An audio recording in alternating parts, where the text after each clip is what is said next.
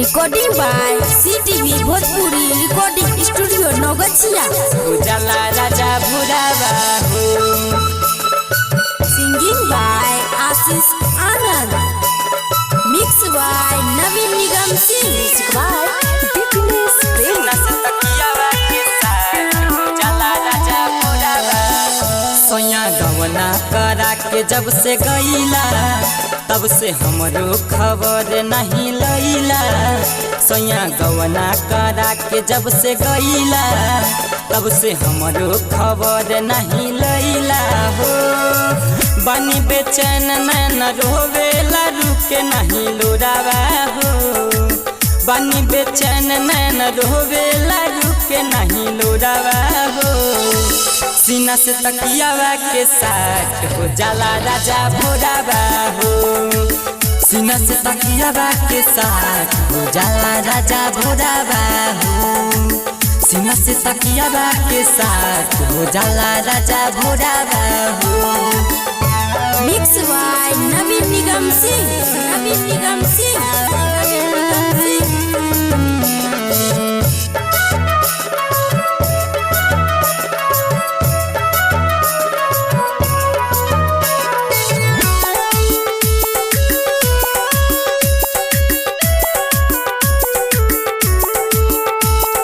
पल पहल याद बसे तोहरी सतावे।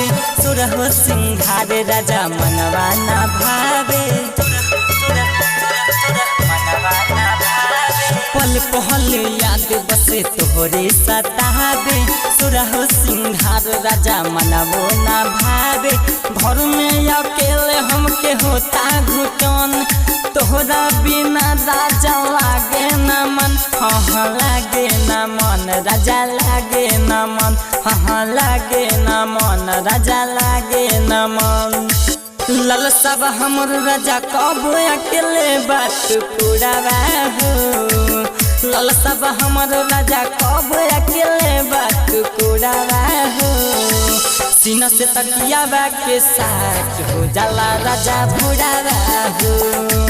सीना से तकियावा के साथ हो जाला राजा भुरावा हो। सीना से तकियावा के साथ हो जाला राजा भुरावा हो। Singing by Ashish Anand. Ashish Anand. Recording by CTV Bhojpuri recording studio Naugachhia. Naugachhia. Naugachhia.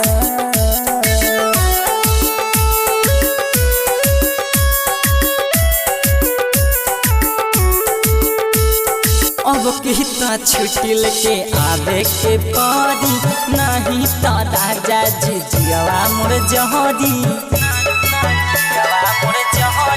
हाँ हाँ अब कितना छुट्टी लेके आवे के पड़ी नहीं तो राजा जी जियावा मोर जहरी। करेला प्यार नहीं बोला साफ साफ तोहरा के आशीष न त करब हम माफ।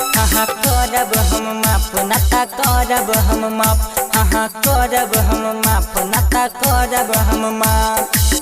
हर साल लावेला चिट्ठी सूरज गीता करब हो। हर साल लावेला चिट्ठी सूरज गीता करब हो। सीना से तकियावा के साथ हो जाला राजा भुरावा हो। सीना से तकियावा के साथ हो जाला राजा भुरावा हो। सीना से तकियावा के साथ हो जाला राजा भुरावा हो। Recording by CTV Bhojpuri recording studio Naugachhia.